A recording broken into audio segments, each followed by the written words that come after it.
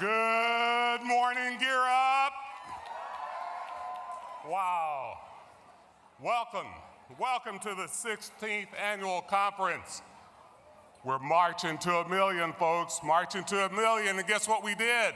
We started out strong today, 1,800 plus beautiful people in this room, the largest ever. We're marching. Woo!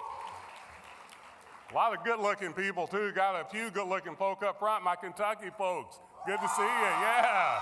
I got to call them out, sorry. That's the privilege of being a board chair, you know. I do welcome you here, and before we get started fully, I do want to recognize there's some things that are going on in our country in the last several weeks that's quite disheartening to me as someone who believes in building unity, believes in building pathways. You know, we've had, as of yesterday, a lot of our sworn officers fallen, and we've had a lot of people that are young fallen. I want to take just a moment of silence to recognize these tragedies.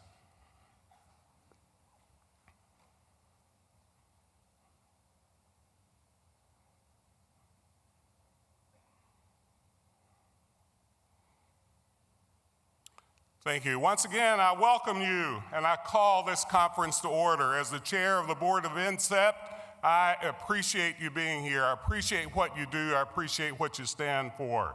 And as a representative of the board, I also want to give special appreciation not just to the NCCEP staff, and I give them a lot, more they do a lot. Let's give them a hand, by the way.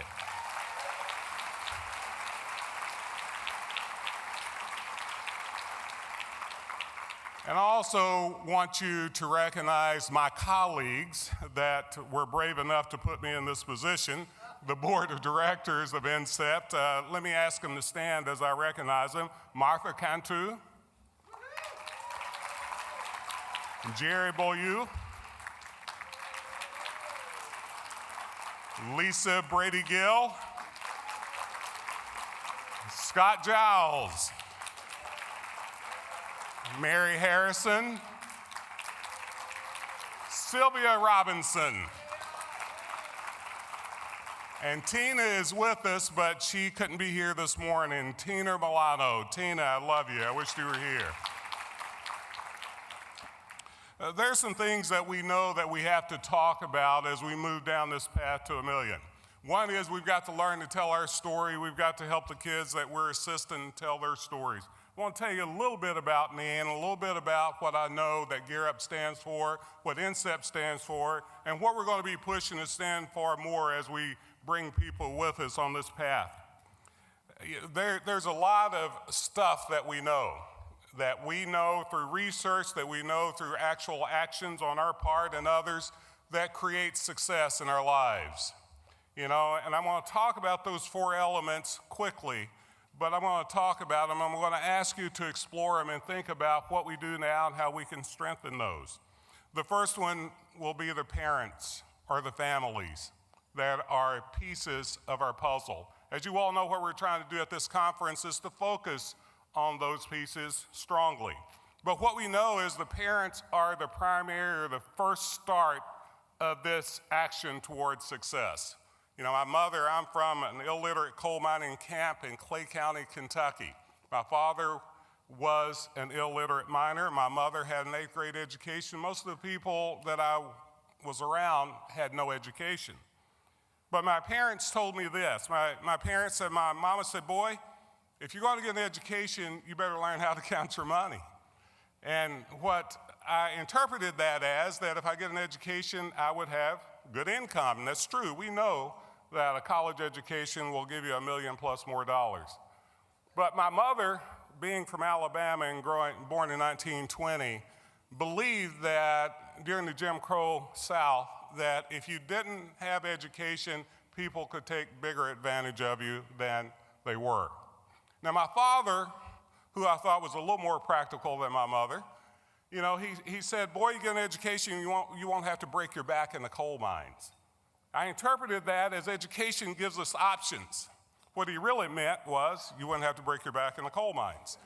You know, He worked in the coal mines from age 10 to age 60, and guess what? His back was broken in the coal mines. He talked about the value of education. Our parents may not all the time know what college means, but I promise you they care about the education of their children.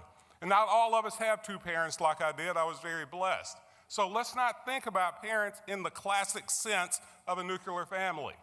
There's many of us who act in that role in many ways. The second one is community.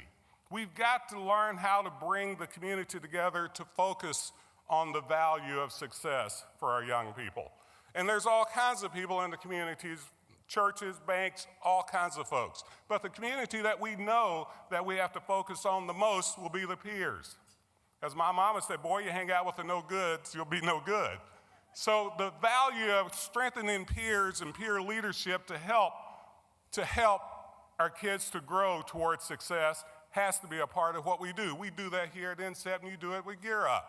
We know that by the time a kid gets to be 11 or 12 years old, peers may have a bigger influence on their lives than anyone else. We've got to take advantage of that. Number 3 will be the institution they belong to, the educational institution we're going to talk about in this case. And whether it's K-12, P-12, or whether it's higher education, we know that if you strengthen that infrastructure, they'll have a greater chance of being successful. We know if teachers go to a teaching paradigm, Coach Jim White and his lovely wife are here. Thank you. If we know how to help sports to help us, they'll be strong. If we know how to have our Gear Up folks help build that infrastructure, they'll be strong. How do we get to a point of recognizing the items that we have? And in most of our communities, that educational institution may be the place where there's the most resources, brain power as well as education. How do we strengthen that holistically enough to serve the purpose that we need to serve? Gear Up, you're doing that. And we're going to talk about that here. How do we do our leadership? How do we strengthen that process toward that? And guess what the last pillar is or element is? That's the student, him or herself. How do we help them to have skin in the game? Because this is not just about preparing them for college or getting them into college. This is about helping them to have the kind of life that they can live in such a way that they become good citizens, that they can do the things way beyond college. This is about lifelong learning. So there's 2 things I tell people you need to be aware of that we have to do to strengthen that child. One is we've got to teach them how to self-actualize, how to self-assess, how to know what they don't have to be successful. And that takes a lot of work. We have to teach them how to think, how to problem solve, how to communicate. How do we help them to know what they don't have to be successful? And number 2, how we need to help them to go about finding what they need to be successful. It's not just about giving it to them.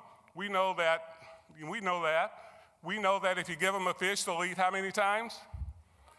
You teach them how to fish, they'll do what?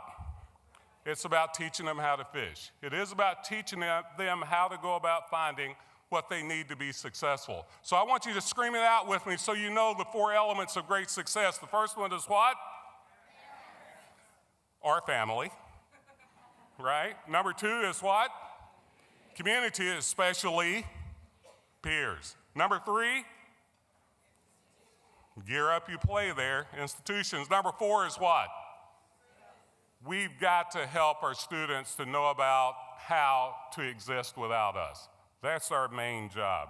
So those are the 4 elements that we always want to talk about. And we've got to learn to tell our story so our kids will know that. We've got to learn to help them to tell their story. You know, the other item that I will tell you before I introduce our next guest is that we all do have a story. It may not be as dramatic as we think that is of others, but we have a story. And the idea that if we can connect who we are to the essence of who that student is, then the more they will see value in us and what we do, and the more they'll see value in themselves. We call this emotional intelligence, the highest form of intelligence. We've got to learn how to do this.